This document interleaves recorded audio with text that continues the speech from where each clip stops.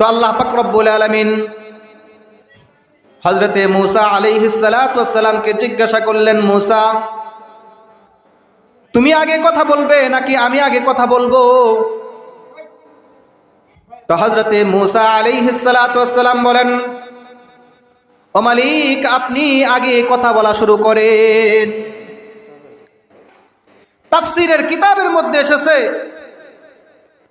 যে আল্লাহ পাক রব্বুল আলামিন তাফসীরে মাজহারির মধ্যে এসেছে আল্লাহ পাক রব্বুল আলামিন হযরতে মূসা আলাইহিস সালাতু ওয়াস সালামের সাথে 1,40,000 ভাষায় কথা বলেছেন। সুবহানাল্লাহ। কত কত কত 1,40,000 ভাষায় আল্লাহ পাক রব্বুল আলামিন হযরতে মূসা আলাইহিস সালাতু ওয়াস সালামের সাথে কথা বলেছেন। সুবহানাল্লাহ।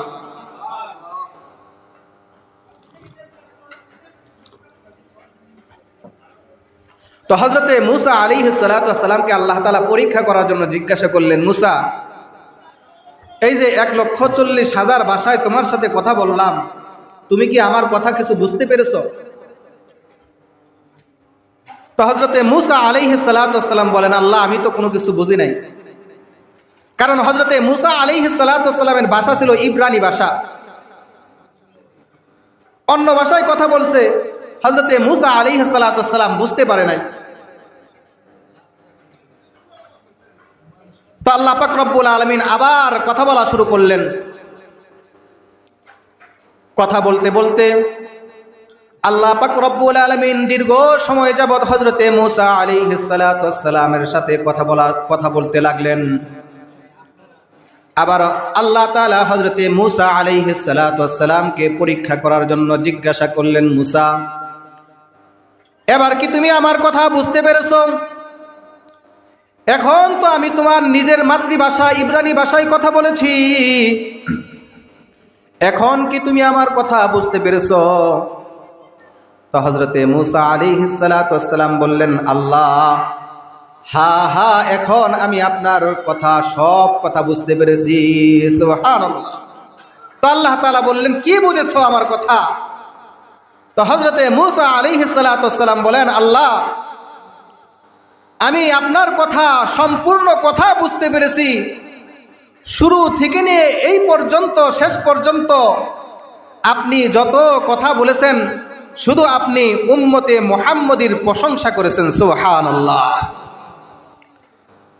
তো হযরতে মূসা আলাইহিস সালাতু ওয়াস সালাম আল্লাহ পাক রব্বুল আলামিনকে ডাক দিয়ে বললেন, আল্লাহ, যেই উম্মতে মুহাম্মদীর কথা এতক্ষণ পর্যন্ত আপনি প্রশংসা করলেন, ওগো মালিক, তাদের বৈশিষ্ট্য কি, উম্মতে মুহাম্মদী হওয়ার আলামতটা কি আমি জানতে চাই, আমাকে জানায় দেন। তো আল্লাহ পাক রব্বুল আলামিন হযরতে মূসা আলাইহিস সালাতু ওয়াস সালামকে জানাইলেন যে উম্মতে মুহাম্মদী হওয়ার বৈশিষ্ট্য হচ্ছে 4টা। সুবহানাল্লাহ। কয়টা? 4টা। উম্মতে মুহাম্মদী হওয়ার আলামত হচ্ছে 4টা।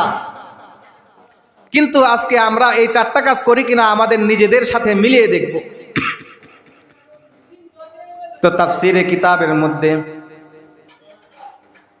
এসেছে আল্লাহ পাক রব্বুল আলামিন হযরতে মূসা আলাইহিস সালাতু ওয়াস সালামকে লক্ষ্য করে বলেন, মূসা, উম্মতে মুহাম্মদীর প্রথম নাম্বার বৈশিষ্ট্য হলো, যখন তারা কোনো ভালো কাজ করবে তো তারা ওই ভালো কাজ করার শুরুতে, তারা প্রত্যেকটা ভালো কাজের শুরুতে তারা পড়বে বিসমিল্লাহির রহমানির রহিম।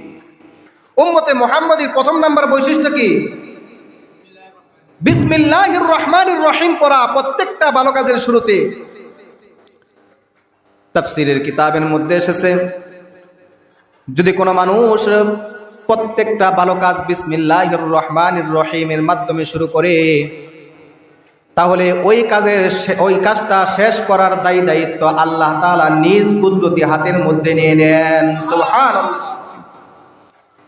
আল্লাহ পাক রব্বুল আলামিন হযরতে মূসা আলাইহিস সালাতু ওয়াস সালামকে ডাক দিয়ে বলেন, মূসা, উম্মতে মুহাম্মদীর দ্বিতীয় নাম্বার বৈশিষ্ট্য হলো উম্মতে মুহাম্মদী যখন কোনো ভালো কাজ করবে তো ভালো কাজ তো বিসমিল্লাহর মাধ্যমে শুরু করবে।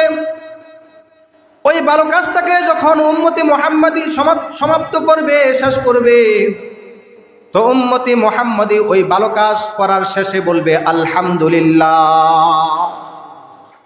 আমরা বলি আলহামদুলিল্লাহ কোনো ভালো কাজ করার শেষে, খাওয়ার শেষে বলি আলহামদুলিল্লাহ। যাক আলহামদুলিল্লাহ, আল্লাহ তাআলা আমাদের সকলকে বলার তৌফিক দান করুন। আল্লাহ পাক রব্বুল আলামিন হযরতে মূসা আলাইহিস সালাতু ওয়াস সালামকে ডাক দিয়ে বললেন, মূসা, উম্মতে মুহাম্মাদীর তৃতীয় নাম্বার বৈশিষ্ট্য হলো, আলামত হলো, উম্মতে মুহাম্মাদী যখন আমার কোনো কুদরত দেখবে, আমার কোনো কুদরত দেখবে, তখন উম্মতে মুহাম্মাদী বলবে সুবহানাল্লাহ, সুবহানাল্লাহ, সুবহানাল্লাহ। আমরা বলি আল্লাহ তাআলার কুদরত দেখলে, আমরা তো বলে ও মাই গড, নাইস, বিউটিফুল, অসম, এই সমস্ত কথা বলি।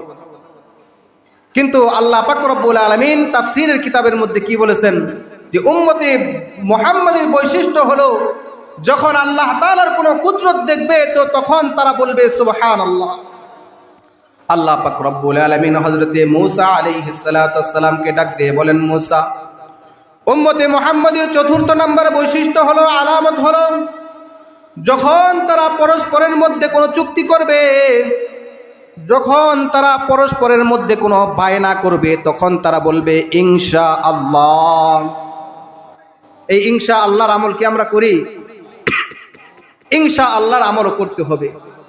তো মুহতারাম মুআজ্জিজ হাজিরিন, যেই কথা বলতেছিলাম যে বিসমিল্লাহির রহমানির রহিম বলা, প্রত্যেকটা ভালো কাজের শুরুতে বলা, এটা হচ্ছে উম্মতে মুহাম্মদের একটা বৈশিষ্ট্য। এই জন্য প্রত্যেকটা কাজের শুরুতে বিসমিল্লাহির রহমানির রহিম পড়ব তো ইনশাআল্লাহ। এই বিসমিল্লাহির রহমানির রহিমের মধ্যে আল্লাহ পাক রব্বুল আলামিন চারটা বাক্য এনেছেন। কয়টা বাক্য? চারটা বাক্য এনেছেন। একটা হচ্ছে ইসমুন, আরেকটা হচ্ছে আল্লাহ, আরেকটা হচ্ছে আর রহমান আর রহিম। চারটা। আল্লাহ তাআলা চাইলে তো বেশি শব্দের মাধ্যমেও বিসমিল্লাহির রহমানির রহিম নাজিল করতে পারতেন, নাকি? আল্লাহ তাআলা 4 শব্দের মাধ্যমে বিসমিল্লাহির রহমানির রহিম কেন নাজিল করলেন? তাফসীরের কিতাবের মধ্যে অনেক ব্যাখ্যা আছে, যে ইসলামের অনেক গুরুত্বপূর্ণ বিষয়ের সাথে এই 4 সংখ্যার মিল রয়েছে। যেমন ধরেন, ঈমানের পরে মুসলমানদের বিশেষ যে 4টা আমল, সেটা হচ্ছে 4টা সংখ্যা: নামাজ, রোজা, হজ, যাকাত। ঠিক তেমনি ভাবে আল্লাহ পাক রব্বুল আলামিন 4 নবীকে শ্রেষ্ঠত্ব দান করেছেন, 4 জন ফেরেশতাকে আল্লাহ তাআলা শ্রেষ্ঠত্ব দান করেছেন। এরকম অনেক ব্যাখ্যা মুফাসসিরিনে কেরামগণ করেছেন। তাফসীরের কিতাবের মধ্যে এসেছে যে আল্লাহ পাক রব্বুল আলামিন বিসমিল্লাহির রহমানির রহিমকে 4 শব্দের মাধ্যমে এনেছেন। এর কারণ, একটা কারণ হলো জান্নাতের মধ্যে আল্লাহ পাক রব্বুল আলামিন জান্নাতীদেরকে 4টা নহর দান করবেন। কয়টা নহর? 4টা নহর। একটা হচ্ছে মধুর নহর, একটা হচ্ছে পানির নহর, সুবহানাল্লাহ, একটা হচ্ছে শরবতের নহর, আরেকটা হচ্ছে দুধের নহর, সুবহানাল্লাহ। এই 4টা নহর আল্লাহ তাআলা জান্নাতীদেরকে দান করবেন। এই দিকে মিল রেখে আল্লাহ পাক রব্বুল আলামিন বিসমিল্লাহকে 4 শব্দের মাধ্যমে নাজিল করেছেন। তাফসীরের কিতাবের মধ্যে এসেছে, আল্লাহর রাসূল সাল্লাল্লাহু আলাইহি ওয়াসাল্লাম যখন মেরাজের রাত্রে মেরাজে গিয়েছেন, তো হযরতে জিবরাইল আলাইহিস সালাতু ওয়াস সালাম আল্লাহর রাসূলকে জান্নাতের মধ্যে যত নিয়ামত আছে সমস্ত নিয়ামতগুলো ঘুরাই ঘুরাই দেখাইতেছিল। তো আল্লাহর রসুল যখন ওই 4টা নদী দেখলেন, জান্নাতীদেরকে যে 4টা নদীর মালিক বানানো হবে,